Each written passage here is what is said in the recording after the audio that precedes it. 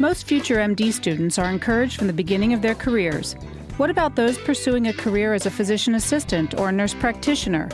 Breaking the tradition of MD or bust, medical mentoring for physician assistants and nurse practitioners.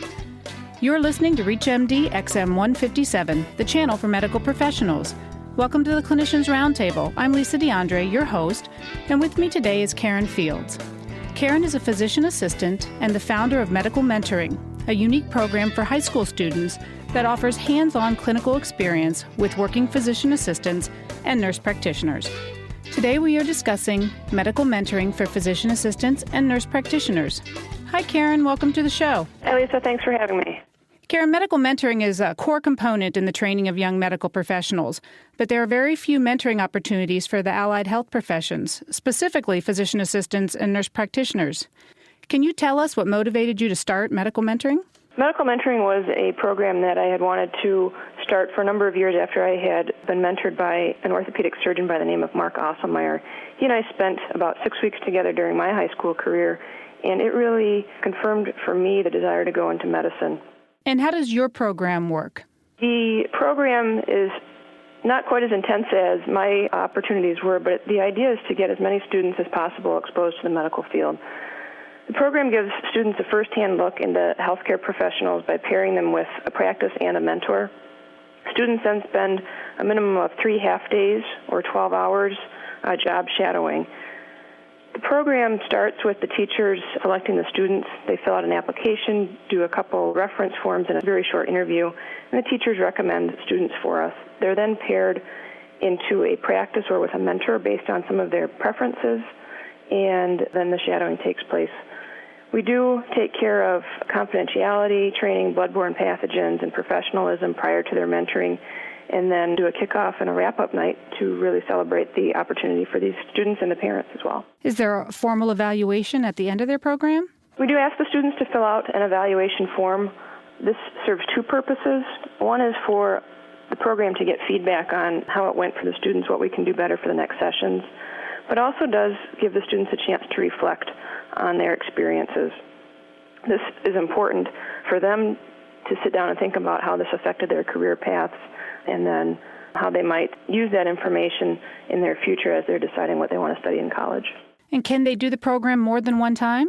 We certainly accept students for a second session. However, with the numbers of students that we're seeing right now, we've reached our capacity and are taking mostly first-time students.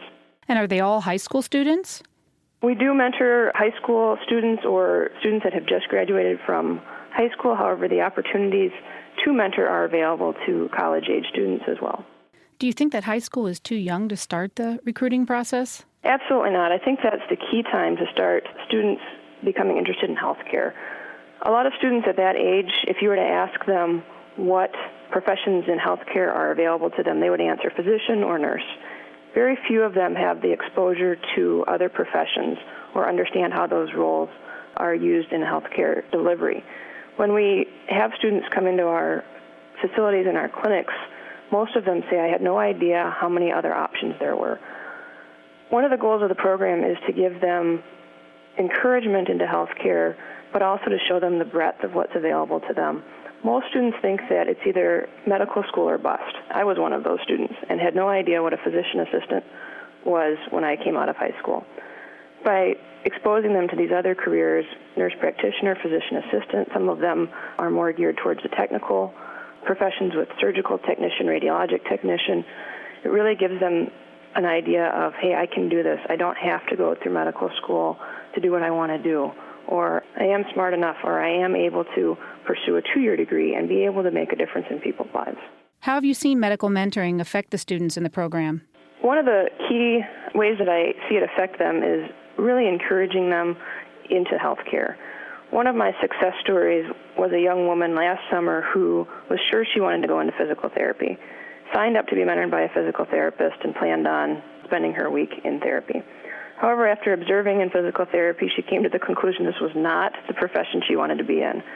However, one of the other jobs that she shadowed that week was an orthotist and was fascinated by that work. And by the end of the program, she was so excited about going to school to become an orthotist. And this was a job that she had never heard of prior to that summer. I think that's a really exciting difference that we made in her life.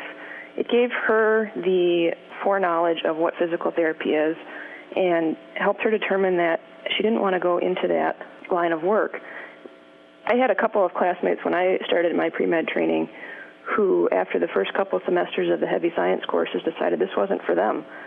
And already they had spent a lot of time and effort and money in courses that were no longer going to be beneficial to them. If you're just joining us, you're listening to the Clinicians Roundtable on ReachMD XM 157, the channel for medical professionals. I'm Lisa Dandrea, and I'm speaking with Karen Fields. Karen is a physician assistant and the founder of Medical Mentoring, a unique program for high school students that offers hands-on clinical experience with working physician assistants and nurse practitioners. Karen, how does the medical mentoring impact the medical community? Really, the program impacts the greater medical community by teaching young adults about healthcare in a way that they don't otherwise get to see it. These students are exposed to more careers and professions than just the ones they sign up to shadow, and they really see how important the various roles are in taking care of patients. And how difficult is it for you to find placement for the students, and are you able to accommodate all of the mentees? One of the great things about this kind of program is most of the healthcare professionals that are currently in the field did not have an opportunity like this and are very excited to give of their time and their effort to give an opportunity like this to these students. We do have a selection process in order to narrow down the students to those who have shown an interest in healthcare, and we really leave up to the schools to select the students. However, of all the students that come to us, we do find accommodations and placements for all of them. And we try to find those accommodations in fields that are interesting to them, whether it's the profession they choose or the specialty. And what are you looking for in a potential mentor or mentee? We do have some basic prerequisites. We do ask that they have shown an interest in the healthcare professions and have demonstrated this over time. However, we don't narrow this down to being a straight A student or being top of the class. We want to encourage students who may not otherwise think they could go into healthcare to see that they could, in fact, have a career in healthcare, whether that be in medical school, physician assistant program, nurse practitioner, registered nurse, etc. And what is the key to helping students discover and define their interests versus influencing them in the direction of their mentors? Really, I think it's about exposing them to the various options that are out there rather than pigeonholing them into one profession. And that's one of the goals of the program. Somebody who signs up to shadow a surgeon in neurosurgery, for example, will also get to see what everyone else in the practice does. They'll spend some time with the physician assistant or the nurse practitioner, with the CT scanner or the MRI technician, all the way down to some people in the business office, and really gives them opportunities to see everything that goes into delivering care rather than just seeing the profession they signed up to. I think this really encourages students to broaden their views of healthcare rather than narrow them. And what barriers do future medical professionals face in finding these mentors? Most people that you talk to would be nervous about the legal issues and the confidentiality issues. A lot of people would think that patients are turned off by students observing, and there are times that it is not appropriate for students to observe in a patient-clinician setting. However, most of the time, patients are more than happy and excited to have a young person involved in their care and to be able to encourage them on this route. We take care of the confidentiality training and some of the other issues so that the practices don't have to worry about this as much, and it helps break down some of those barriers to having observers in your office. You also mentor other allied professions. Can you tell us about that?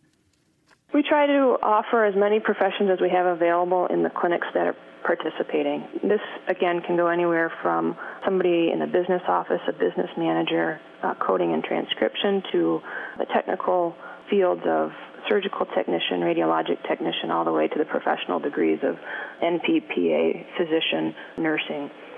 It's really, again, a great opportunity to see the variety to help the students that may not have their career goals set on 12 years post-secondary education to still get into healthcare.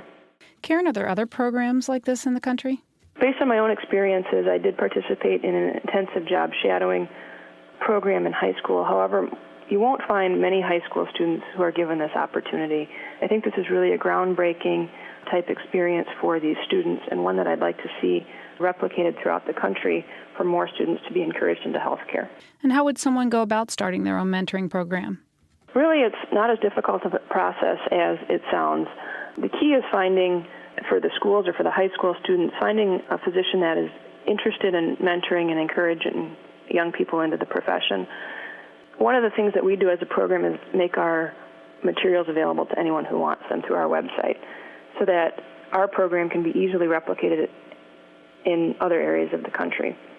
We've gone through and already made the application, the essay form, some of the forms that need signatures for confidentiality reasons, and all these can be downloaded and modified for any practice, any school that wants to participate. And where can people get that information? The website that we have is www.medicalmentors.net. And if I'm interested in being a student or being a mentor with your program, how do I get involved? The easiest way would be to go onto the website again at medicalmentors.net and use the contact information to send an email to the program and request more information and an application. And what is next for medical mentoring?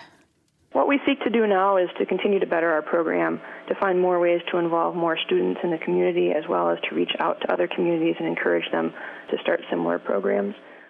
And Karen, tell us what you're most proud of in your mentoring career. The thing that brings me the greatest joy is seeing these kids encouraged into what they want to do. The evaluations that we get back at the end of the program are fascinating and fun to read, and to see that we've really made a difference for some of these students. It can be helping them decide that this is what they want to do, or helping them decide that no, this isn't, or that they decided to take a different path in healthcare.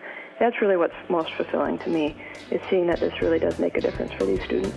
Thank you, Karen, for coming on ReachMD. I'm Lisa Dandrea, and you've been listening to the Clinicians Roundtable on ReachMD XM 157, the channel for medical professionals. Please visit our website at reachmd.com, which features our entire library through on-demand podcasts, or call us toll-free with your comments and suggestions at 888-MD-XM-157. And thanks for listening. You're listening to ReachMD XM 157, the channel for medical professionals. Here is a sample of the great shows airing this week. I'm Dr. Bill Rutenberg. Join me this week with my guest, Dr. Roy Sanders, Director of the Pediatric Neurodevelopmental Center and Psychiatric Services at the Marcus Institute in Atlanta, Georgia. We'll be discussing how a parent faces a child with autism. This is Susan Dole, and join me this week when my guest will be Dr. Beth Tarini with the University of Michigan C.S. Mott Children's Hospital, discussing the future of newborn screening.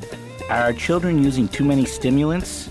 I'm your host, Dr. Michael Benson. Join me this week as we talk with Dr. Jennifer Christner from the University of Michigan Department of Pediatrics about just this problem. Thank you for listening to ReachMD XM 157, where we change topics every 15 minutes.